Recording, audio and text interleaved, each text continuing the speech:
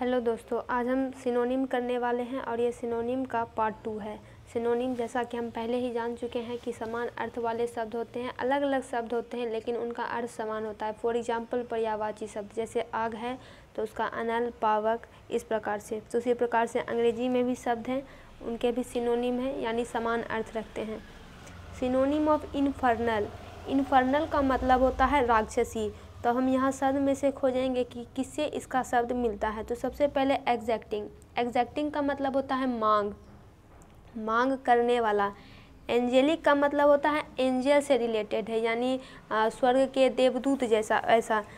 और आगे देखते हैं डेविलिश, डेविलिश का मतलब होता है शैतानी। अब देखिए ये जो एंजेलिक है ये दूत की बात हो रही है और ये है शैतान, तो अपोजिट है, मिल तो नहीं रहा है। डैमेजिंग, डैमेजिंग यानी हानिकारक। तो डेविलिश जो है इसका करेक्ट ऑप्शन होगा, जिसका मतलब होता है शैतानी, राक्षसी, एक ही मतलब हुआ दोनों। यहाँ हो जाएगा डेविलिश।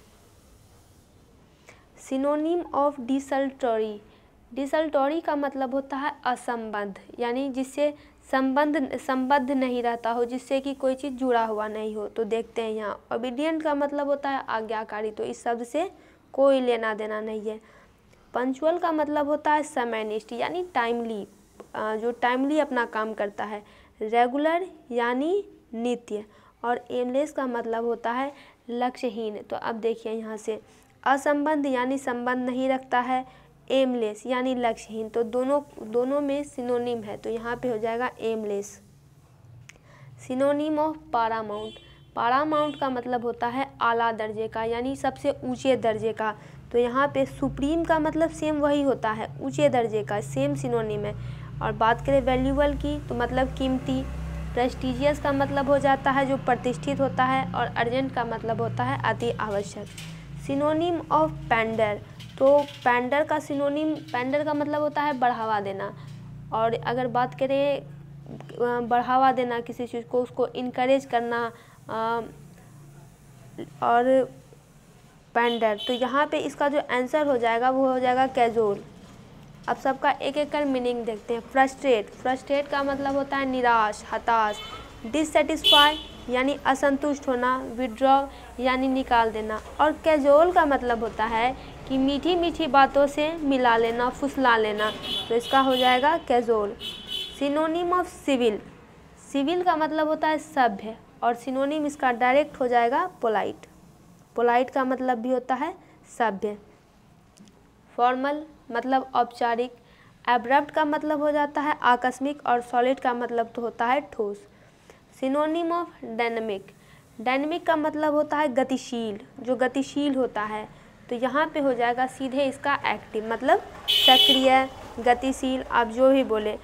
और लेथर्जी की बात करें तो इसका मतलब हो जाता है सुस्त, सुस्त।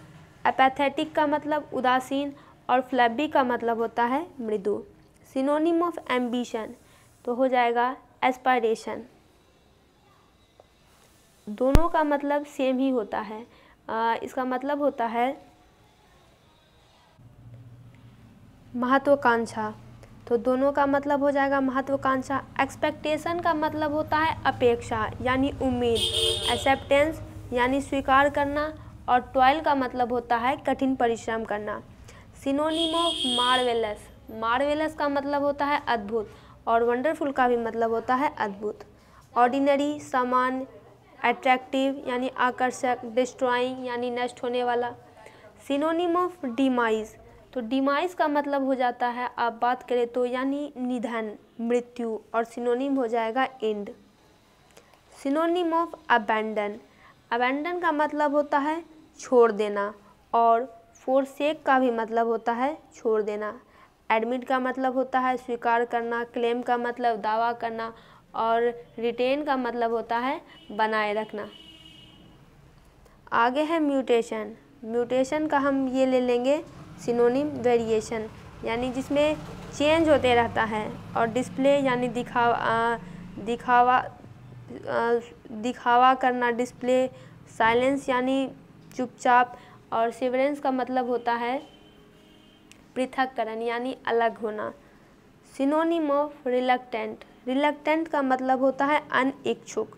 तो इसका सिनोनिम क्या हो जाएगा, हेजिटेटिंग। इसका भी मतलब होता है अनिच्छुक। रेडी का मतलब तैयार, विलिंग का मतलब इच्छुक होना, इंक्लाइंड का मतलब भी इच्छुक होना। तो यहाँ पे हो जाएगा सिनोनिम ऑफ वेनालिटी। वेनालिटी का मतलब होता है भ्रष्टीकरण, भ्रष्ट जो होता है, तो इसका हो जाएगा करप्शन यानी भ्रष्टाचार। नेक्स्ट है सिनोनिम ऑफ रीन। तो रीन का मतलब होता है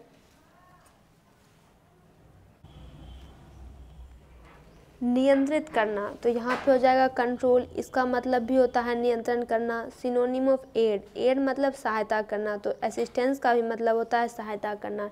हिंड्रेंस का मतलब होता है बाधा। डिजीज़ का मतलब होता है बीमारी, और इम्पेडिमेंट का भी मतलब होता है बाधा। तो आज के इस वीडियो में हम यहीं तक रहने देते हैं। बाकी के वीडियो आपको जल्दी प्रोवाइड किए जाएंगे। तब तक के लिए आप चैनल को सब्सक्राइब करें, वीडियो को लाइक और शेयर करें।